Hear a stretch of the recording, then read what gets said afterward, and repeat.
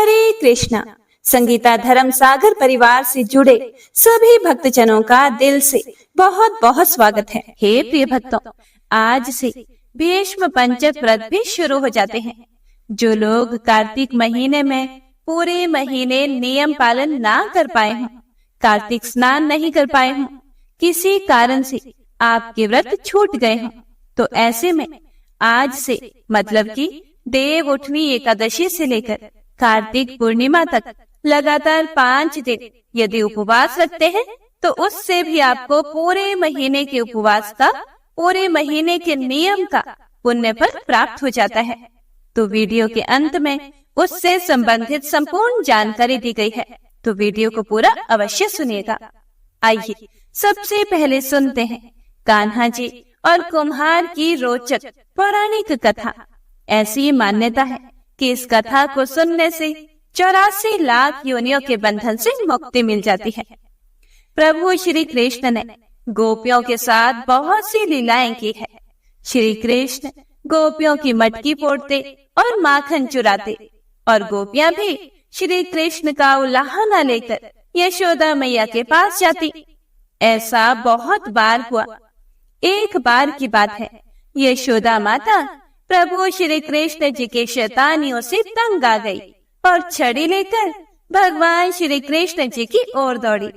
जब प्रभु ने अपनी मैया को क्रोध में देखा तो वह अपने बचाव करने के लिए भागने लगी, और भागते भागते श्री कृष्ण जी एक कुम्हार के पास पहुंच गए। कुम्हार तो अपनी मिट्टी के घड़े बनाने में व्यस्त था, लेकिन जैसे ही कुम्हार ने श्री कृष्ण जी को देखा तो वह बड़ा खुश हुआ, क्योंकि कुम्हार जानता था कि श्री कृष्ण साक्षात परमेश्वर है। तब प्रभु ने कुम्हार से कहा, हे कुम्हार, आज मेरी मैया मुझ में बहुत क्रोधित है। मैया छड़ी लेकर मेरे पीछे पीछे आ रही है, आप मुझे कहीं पर छुपा लो।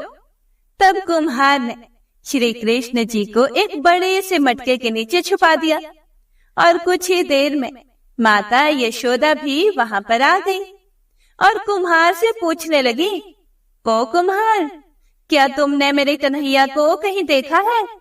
कुम्हार ने कह दिया कि नहीं माता, मैंने आपकी कन्हैया को कहीं नहीं देखा। श्री कृष्ण जी यह सारी बातें बड़े से घड़े के नीचे छुपकर सुन रहे थे। मैया तो वहां से चली गई। अब प्रभु श्री कृष्ण जी कुम्हार से कहते हैं, हे कुम्हार, यदि मैया चली गई हो तो मुझे इस घड़े से बाहर निकालो। कुम्हार बोला, ऐसे नहीं प्रभु जी, पहले मुझे 84 लाख योनियों के बंधन से मुक्त करने का वचन दो। भगवान मुस्कुराए और कहा कि ठीक है, मैं तुम्हें 84 लाख योनियों से मुक्त करने का वचन देता हूँ। अब तो तुम मुझे बाहर निकालो। कुम्हार कहने लगा, मुझे अकेले नहीं प्रभु जी, मेरे परिवार के सभी लोगों को भी 84 लाख योनियों के बंधन से मुक्त करने का वचन दो, तो मैं आपको इस घड़े से बाहर निकालूंगा। भगवान श्री कृष्ण कहते हैं कि चलो ठीक है, उनको भी 84 लाख योनियों के बंधन से मुक्त होने का मैं वचन देता हूँ। अब तो तुम मुझे घड़े से बाहर निकालो। अब कुम्हार फिर से कहता है कि बस प्रभु जी, एक विनती और है, उसे भी पूरा करने का वचन दो, तो मैं आपको घड़े से बाहर निकाल दूं। भगवान बोले कि वो भी बता दो, क्या कहना चाहते हो? कुम्हार कहने लगा कि हे प्रभु, जिस घड़े के नीचे आप छुपे हो उसकी मिट्टी मेरे बैलों के ऊपर लाद कर लाई गई है। मेरे इन बैलों को भी 84 के बंधन से मुक्त करने का वचन दो। भगवान ने कुम्हार के प्रेम पर प्रसन्न होकर उन बैलों को भी 84 के बंधन से मुक्त होने का वचन दे दिया। भगवान श्री कृष्ण बोले कि अब तो तुम्हारी सभी इच्छाएं पूरी हो गई हैं, अब तो तुम मुझे घड़े से बाहर निकाल दो। तब कुम्हार कहता है कि अभी नहीं भगवान, बस एक अंतिम इच्छा और है, उसे भी पूरा कर दीजिए। और वह यह है कि जो भी प्राणी हम दोनों के बीच के संवाद को सुनेगा, उसे भी आप 84 लाख योनियों के बंधन से मुक्त करोगे। बस यह वचन दे दो तो मैं आपको इस घड़े से बाहर निकाल दूंगा। कुम्हार की प्रेम भरी बातों को सुनकर प्रभु श्री कृष्ण जी बड़े खुश हुए और कुम्हार की इस इच्छा को भी पूरा करने का वचन दिया। फिर कुम्हार ने बाल श्री कृष्ण जी को घड़े से बाहर निकाल दिया, उनके चरणों में साष्टांग प्रणाम किया।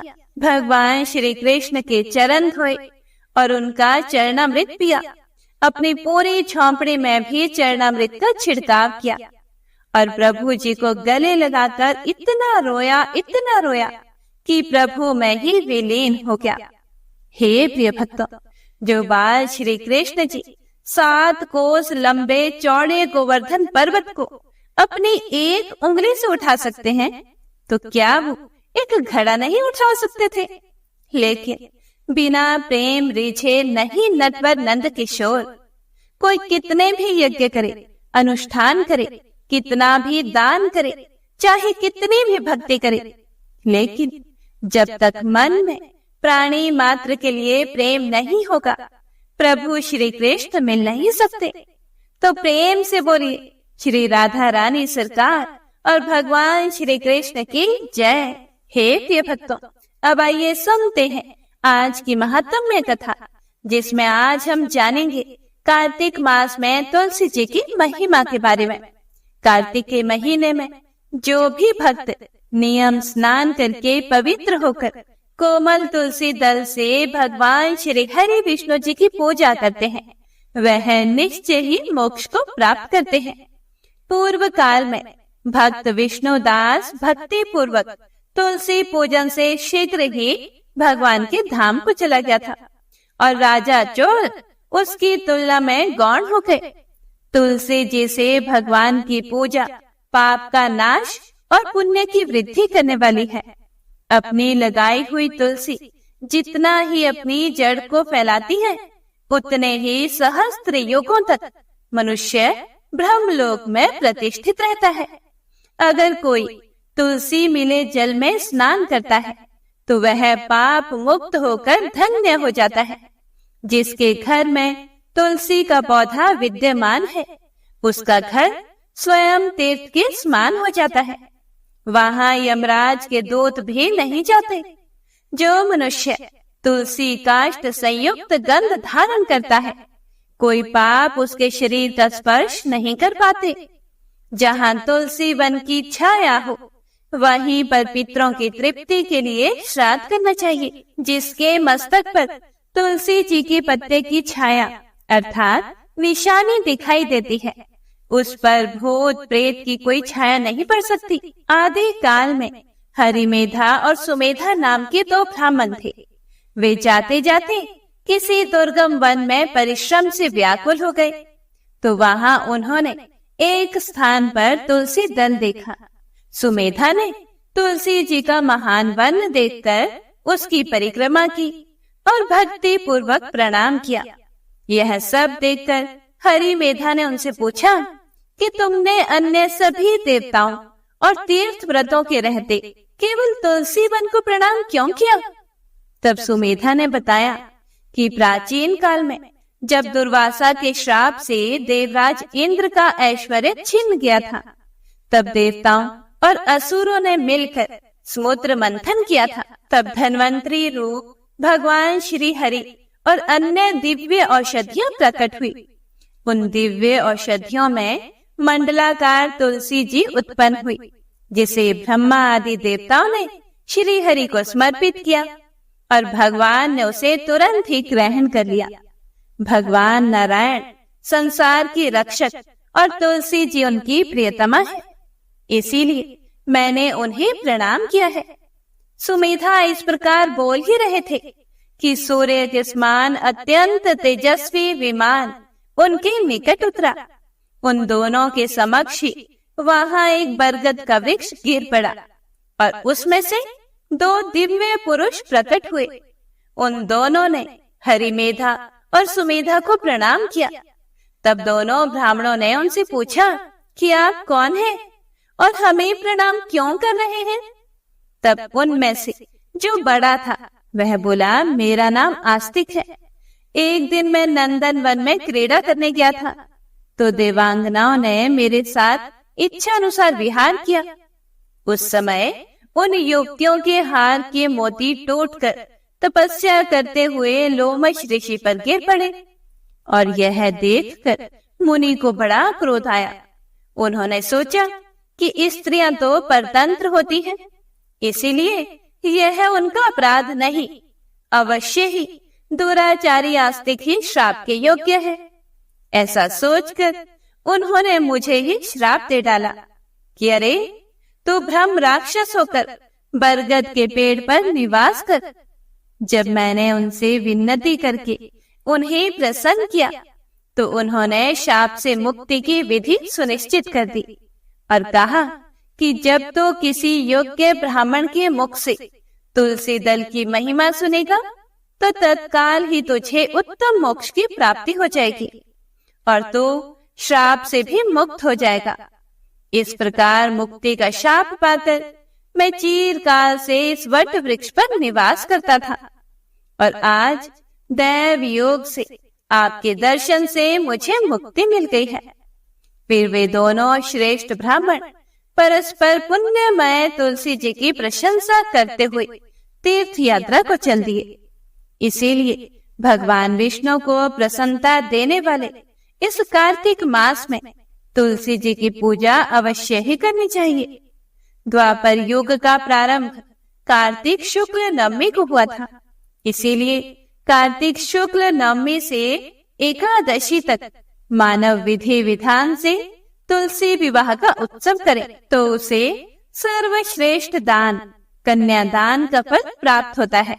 पूर्व काल में कनक की पुत्री केशौरी ने एकादशी के दिन संध्या के समय तुलसी जी की वैवाहिक विधि संपन्न की थी। इससे वह वैधव्य दोष से मुक्त हो गई थी। आइए अब जानते हैं तुलसी जी के विवाह की विधि क्या है। अपनी भक्ति और सामर्थ्य के अनुसार 1, आधा, चौथाई या 9 मिश्रित धातुओं से विष्णु जी और तुलसी जी की प्रतिमाएं बनवाएं। आप मिट्टी की प्रतिमाएं भी बनवा सकते हैं। फिर तुलसी जी और भगवान श्री हरि विष्णु की प्रतिमा में प्राण प्रतिष्ठा करके स्तुति आदि के द्वारा भगवान को निद्रा से जगाएं। फिर पुरुष सूक्त से या षोडशोपचार से पूजा करें। पहले देश का स्मरण करके गणेश जी का पूजन करें। फिर पुण्य वाचन करके वेद मंत्रों का उच्चारण करते हुए शंख और घंटी बजाते हुए भगवान विष्णु की प्रतिमा को तुलसी जी के समीप लाकर रख दें। प्रतिमा को सुंदर वस्त्र और अलंकारों से सजाएं। तुलसी जी की प्रतिमा के स्थान पर आप तुलसी जी के पौधे का प्रयोग कर सकते हैं। उस समय भगवान का आवाहन इस प्रकार करें, हे भगवान केशव, आइए देव, मैं आपकी पूजा करूंगा या करूंगी।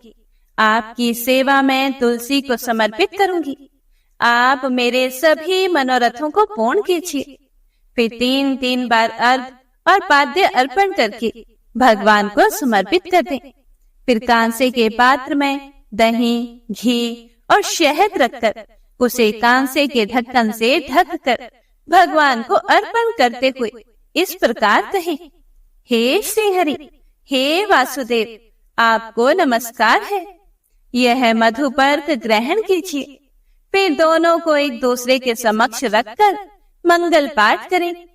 इस प्रकार गोधूली बेला में जब भगवान सूर्य कुछ दिखाई देते हैं, तब कन्यादान करने का संकल्प करें और भगवान से प्रार्थना करें कि आदि, मध्य और अंत से रहित त्रिभुवन प्रतिपालक हे परमेश्वर, आप तुलसी जी को विवाह की विधि से ग्रहण कीजिए।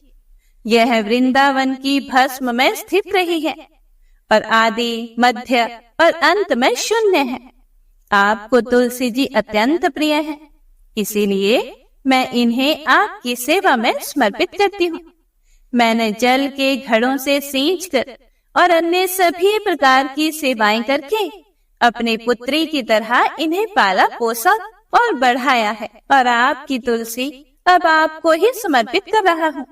इसीलिए हे प्रभु, आप कृपया करके इसे ग्रहण कीजिए। भगवान विष्णु को फिर तुलसी जी का दान करके तुलसी जी और भगवान विष्णु जी की पूजा करें। अगले दिन प्रातः काल में फिर से पूजा करके अग्नि की स्थापना करके उसमें द्वादशाक्षर मंत्र से खीर, घी, मधु और तिल मिश्रित द्रव्य को 108 आहुति दी। आप चाहें तो पंडित जी को बुलवाकर होम की शेष पूजा भी करवा सकते हैं। तब भगवान से प्रार्थना करके कहें कि हे प्रभु, आपकी प्रसन्नता के लिए मैंने यह व्रत किया। इसमें जो कुछ भी कमी रह गई हो वह आपके प्रसाद से पूर्णता को प्राप्त हो जाए। अब आप तुलसी जी सहित वैकुंठ धाम को पधारे। आप मेरे द्वारा की गई पूजा से संतुष्ट होकर मुझे कृतार्थ करते रहें।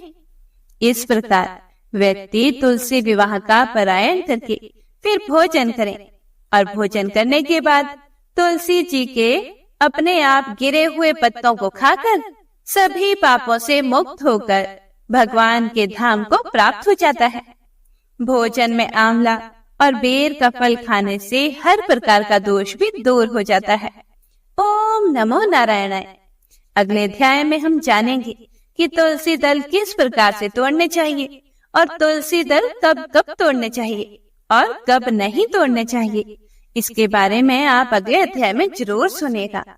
हे प्रिय भक्तों, आज से मतलब कि देव उठनी एकादशी के दिन से ही भीष्म पंचक व्रत शुरू हो जाते हैं, यानी कि 5 दिनों तक चलने वाले व्रत, जिन्हें कार्तिक मास के पंचभिकु व्रत भी कहा जाता है। और जो लोग कार्तिक महीने में पूरे महीने नियम पालन ना कर पाते हो, कार्तिक स्नान नहीं कर पाते हो, किसी भी कारण से आपके व्रत छूट गए हो, ऐसे में आप देव उठनी एकादशी से लेकर कार्तिक पूर्णिमा तक लगातार 5 दिन यदि उपवास रखते हैं तो उससे भी आपको पूरे महीने के उपवास का, पूरे महीने के नियम का पुण्य प्राप्त हो जाता है। भीष्म पंचक व्रत कथा के अनुसार किसी गांव में एक साहूकार था और उसका एक बेटा और बहू भी थी।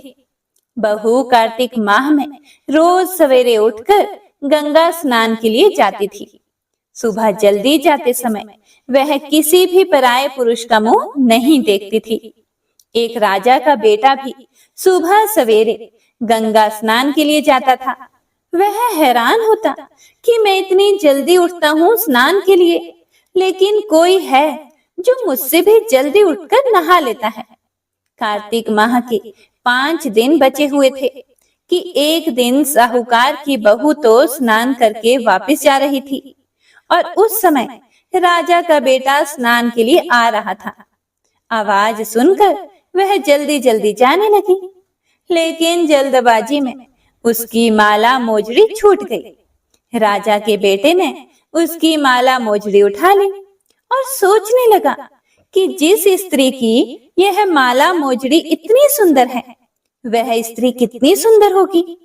उसने पूरे गांव में मुनादी करवा दी कि जिसकी भी यह माला मोजड़ी है वह 5 रात मेरे पास आएगी।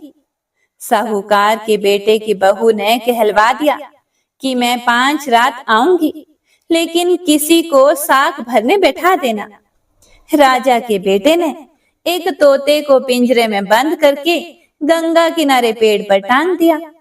बहू सुबह के समय आई, पहली पेड़ी पर पैर रखा और बोली, हे कार्तिक के ठाकुर राई दामोदर, पांचों पांडु छठे नारायण भीकम राजा, उस पापी को नींद आ जाए। राजा के बेटे को नींद आ गई। बहू नहा धोकर चलने लगी तो तोते से बोली, सुवा सुवा तेरे गल डालूंगी हीरा, मेरी साग भरियो वीरा। सुवा बोला कि कोई वीर भी साग भरता है क्या? वह फिर बोली, सुवा सुवा सुबह तेरे पग घालूंगी नेवर, साग भरियो मेरे देवर। सुवा ने कहा, ठीक है भाभी, मैं तेरी साग रखूंगा। वह तो कहकर चली गई। राजा का बेटा हड़बड़ा कर उठा और सुवा से पूछा कि सुवा सुवा वह आई थी, कैसी थी वो? सुवा बोला, आभा की सी बिजली, होली की सी झल, केला की सी कामिनी और गुलाब का सा रंग। अगले दिन राजा के बेटे ने सोचा कि आज मैं अपनी अंगुली में चीरा लगाऊंगा, इससे मुझे नींद नहीं आएगी। अगले दिन राजकुमार अपनी उंगली चीर कर लेट गया। वह आई और भगवान से उसी तरह प्रार्थना करने लगी और राजकुमार को फिर नींद आ गई। वह स्नान करके फिर से वापस चली गई। सुबह राजकुमार ने तोते से फिर पूछा तो उसने वही सारी बातें दोहरा दी। अब राजकुमार बोला कि मैं आज रात में आंखों में मिर्ची डालकर बैठूंगा। रात में वह मिर्ची डालकर बैठ गया। बहू फिर से आई और प्रार्थना की, जिससे उसे फिर से नींद आ गई। राजकुमार ने तोते से बहू के आने की बात पूछी। उसने फिर बता दी। राजकुमार अब फिर सोचने लगा कि आज मैं बिना बिस्तर के ही बैठूंगा, और वह रात को बिना बिस्तर के ही बैठ गया। जब वह स्नान करने आई तो उसने फिर से भगवान से प्रार्थना की और राजकुमार को नींद आ गई। जब वह नहा कर जाने लगी तो आंख बंद करके चली गई। राजकुमार जब उठा तो वह जा चुकी थी। राजकुमार फिर सोच में पड़ गया और सोचने लगा कि आज मैं अंगीठी जलाकर बैठूंगा, जिससे नींद नहीं आएगी। फिर वह रात को अंगीठी रख कर बैठ गया। साहूकार की बहू आई और वह भगवान से प्रार्थना करने लगी कि आपने 4 रातें तो निकाल ली, अब यह रात और निकाल दो। भगवान ने उसकी बात रख ली और राजकुमार को नींद आ गई। जब वह नहा कर जाने लगी तो तोते से बोली कि इस पापी को कह देना कि यह 5 रातें पूरी हो चुकी हैं, वह मेरे मोतियों की माला मेरे घर भिजवा दे। सुबह राजकुमार की आंख खुली तो उसने तोते से पूछा कि क्या वह आई थी। तो तोते ने कहा कि हाँ, वह आई थी और उसने अपनी माला मंगवाई है। यह सुनकर राजकुमार सोचने लगा कि वह तो सच्ची थी, तभी तो भगवान ने भी उसका सत रखा। कुछ समय के बाद राजकुमार को कोढ़ हो गया। राजा ने ब्राह्मण को बुलाकर पूछा कि मेरे बेटे का शरीर क्यों जल रहा है। ब्राह्मण ने विस्तार से सारी बात राजा को बताई कि इसने क्या किया था। ब्राह्मण ने कहा कि इसने पतिव्रता स्त्री पर बुरी नजर डाली थी, इसीलिए यह इस रोग से पीड़ित हुआ है। राजा ने इसके ठीक होने का उपाय पूछा तो ब्राह्मण ने कहा कि यह उस साहूकार की बहू को धर्म की बहन बनाए और रोज उसके नहाए हुए जल से यह स्नान करे, तब यह ठीक हो सकता है। राजा साहूकार की बहू की माला लेकर साहूकार के घर गया और उनसे बोला कि यह माला आपकी पुत्र वधू की है, इसे ले लें और आपकी बहू के नहाए हुए जल से मेरे बेटे को नहला दें। साहूकार बोला कि वह तो किसी पराये पुरुष का मुंह तक नहीं देखती, आप उसे इस नाली पर बिठा दीजिए। जब वह ऊपर नहाएगी तब नीचे इस नाली के पानी से आपका पुत्र नहा लेगा। राजकुमार ने ऐसा ही किया और कुछ समय के बाद उसका शरीर चंदन सा हो गया। हे पंच भिक्षु देवता, जैसे आपने साहूकार की पुत्र वधू का सत रखा, वैसे ही सभी का रखना। तो सभी प्रेम से बोलिए जय श्री हरि विष्णु। हे प्रिय भक्तों, तो आइए अब जानते हैं भीष्म पंचक व्रत मतलब कि पंच भिक्षु व्रत के बारे में क्या क्या अनिवार्य नियम है, जिनका पालन उन लोगों को जरूर करना चाहिए जो केवल 5 दिनों के व्रत रखने वाले हैं। तो धार्मिक मान्यताओं के अनुसार मंगल कामनाओं को पूर्ण करने वाला यह पंच भिक्षु नाम का व्रत सबसे पहले भगवान श्री कृष्ण ने किया था।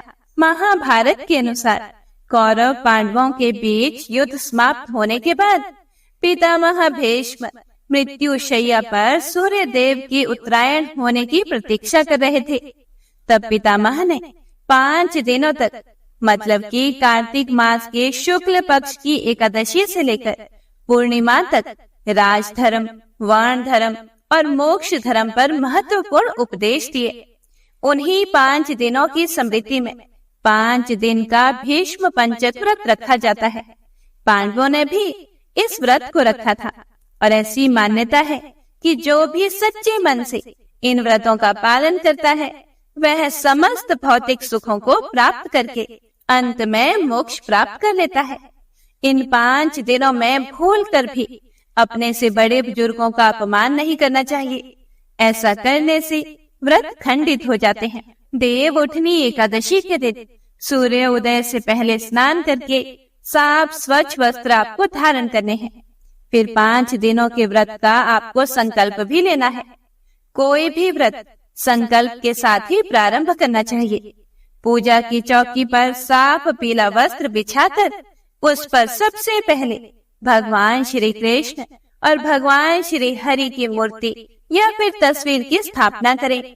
और साथ ही आपको आज के दिन भीष्म पितामह का भी ध्यान करना चाहिए। फिर आप उन्हें चंदन पुष्प अर्पित करें। एकादशी का दिन है तो ध्यान रखें कि भगवान श्री हरि विष्णु को चावल अर्पित नहीं किए जाते हैं। इस दिन घर में चावल का सेवन नहीं करना चाहिए। हे प्रिय भक्तों, अब दीपक जलाएं। अगर आपकी सामर्थ्य है तो आप अखंड ज्योत भी जला सकते हैं, जो कि कार्तिक पूर्णिमा की रात तक जलेगी। और जब कार्तिक पूर्णिमा की तिथि समाप्त होने वाली है तो उसके बाद उसमें तेल या घी डालना बंद कर देना चाहिए। अगर ऐसा ना कर पाए तो आप साधारण दिया जो सुबह और शाम जलाते हैं वो आप जला सकते हैं। अगर आपकी सामर्थ्य है या आप शारीरिक रूप से सक्षम हैं तो भीष्म पंचक के 5 दिनों में आप अन्न का पूरी तरह से त्याग करके केवल फलाहार रखने का भी संकल्प ले सकते हैं। शाम की पूजा करके आप फलाहार ले सकते हैं। दिन में आप चाय वगैरह ले सकते हैं। और एक नियम और भी है कि आपकी कोई भी प्रिय वस्तु है जो आपको खाने में बहुत ज्यादा प्रिय है, जैसे कि भोजन में मीठा पसंद है या नमकीन, और आप शारीरिक रूप से अगर स्वस्थ हैं तो आप इनमें से किसी भी एक वस्तु का 5 दिनों के लिए त्याग भी कर सकते हैं।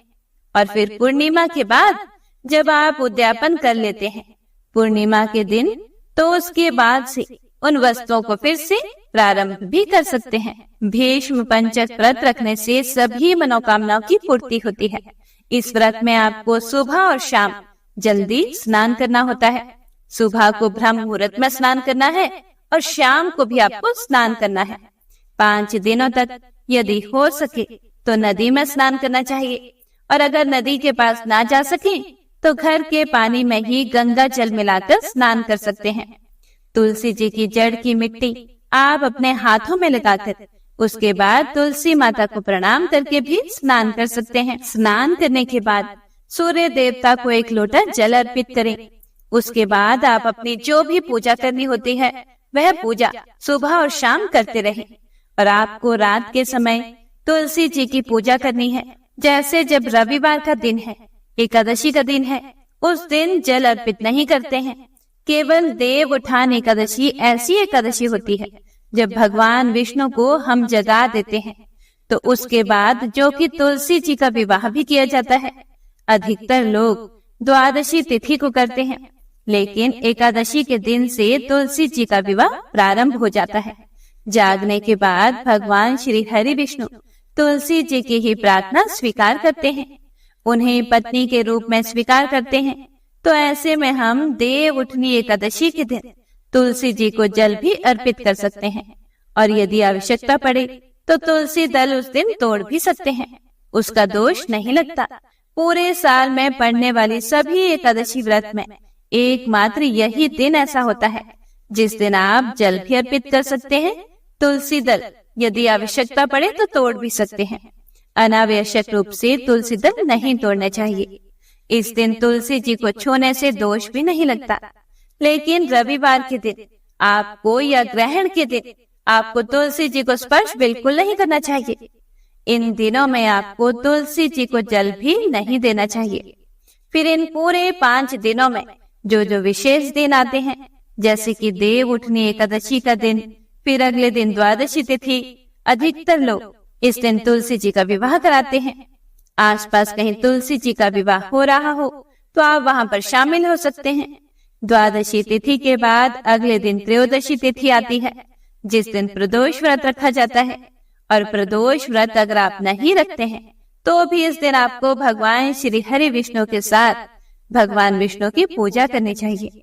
चतुर्दशी तिथि, जो कि वैकुंठ चतुर्दशी के नाम से जानी जाती है, बहुत ही महत्वपूर्ण होती है, बहुत ही खास होती है। इस दिन दीप दान भी किया जाता है और 365 बाती का दीप दान यदि हम वैकुंठ चतुर्दशी और कार्तिक पूर्णिमा के दिन करते हैं तो यकीन मानिए कि जिन लोगों ने अपने पूरे साल में एक भी दीपक नहीं जलाया हो, किसी कारण से दीपदान ना कर पाए हो, तो केवल इन 2 दिनों में दीपदान करने से पूरे साल भर में किए गए दीपदान का पुण्य प्राप्त हो जाता है। देखिए, आपको सुबह और शाम पूजा करनी है।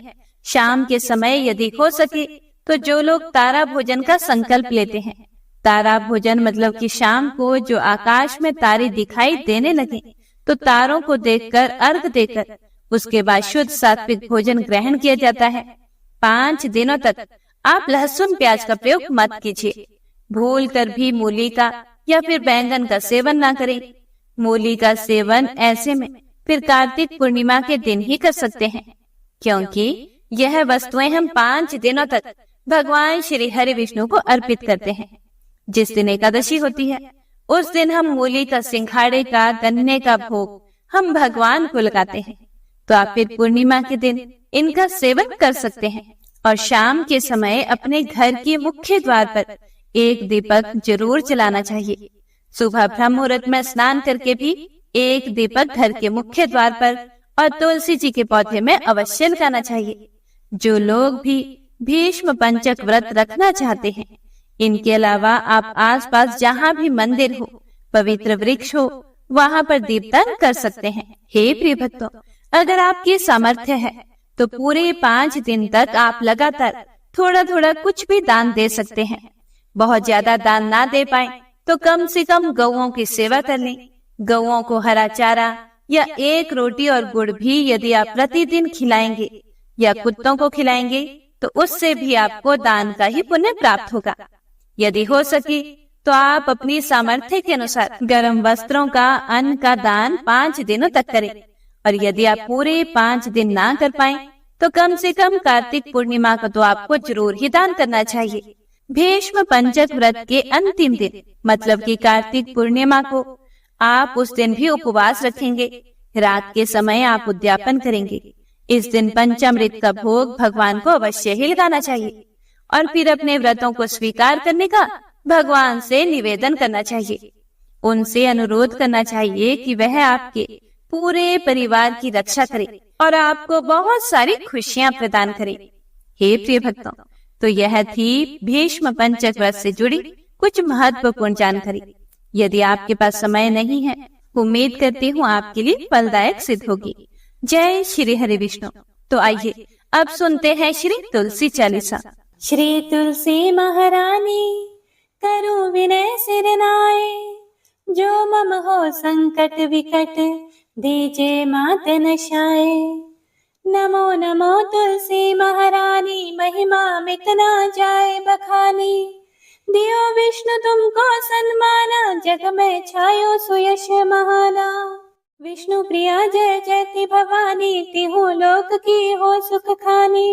भगवत पूजा कर जो कोई, बिना तुम्हारे सफल न होई। जिन घर तब नहीं होए निवासा, उस पर करी विष्णु नहीं वासा।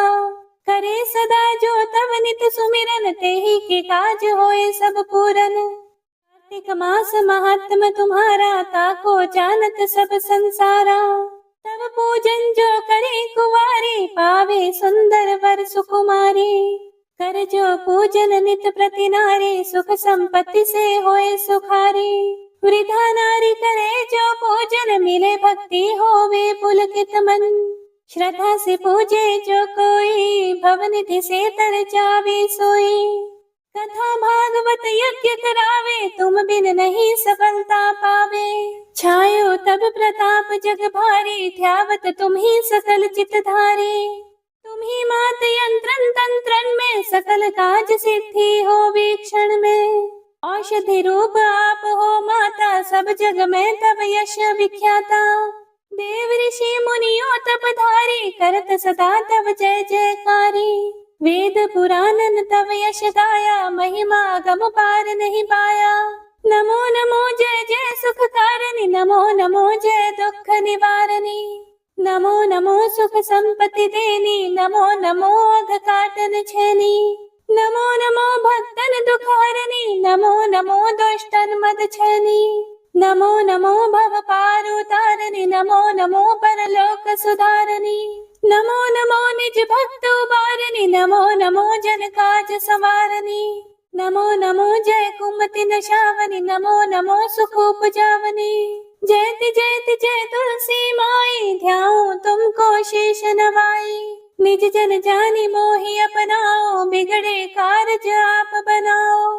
करूं विनय मैं मात तुम्हारी, पूर्ण आशा करहूं हमारी। शरण चरण कर जोरी मनाऊं, निश दिन तेरे ही गुण गाऊं। कहूं मात यह अब मोह पर दाया, निर्मल होए सकल मम काया। मंगू मात यह वर दीजिए, सकल मनोरथ पूर्ण कीजिए। जनो नहीं कुछ नेम आचारा, क्षमहु मात अपराध हमारा। 12 मास करे जो पूजा, तासम जग में और न दूजा। प्रथम ही गंगा जल मंगवावे, फिर सुंदर स्नान करावे। चंदन अक्षत पुष्प चढ़ावे, धूप दीप नैवेद्य लगावे। करे आचमन गंगा जल से, ध्यान करे हृदय निर्मल से। पाठ करे फिर 40 की, स्तुति करे मात तुलसा की। यह विधि पूजा करे हमेशा, ताकि तन नहीं रहे कलेशा।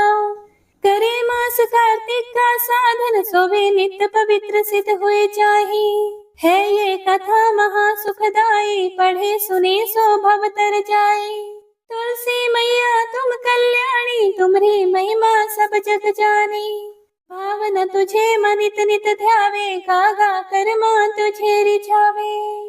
यह श्री तुलसी 40 पाठ करे जो कोई, गोविंद सो फल पावहि, जो मन इच्छा होए। जय मां तुलसा। हे प्रिय भक्तों, तो आज की यह कथा यहीं पर समाप्त होती है। उम्मीद करती हूँ आपको कथा बहुत अच्छी लगी होगी और आपने पूरे मन लगाकर पूरी सुनी होगी। अगर आपको कथा पसंद आई हो तो लाइक करके कमेंट बॉक्स में जयकारा जरूर लगाइएगा। तो मिलते हैं अगली कथा के साथ, तब तक के लिए हरे कृष्णा।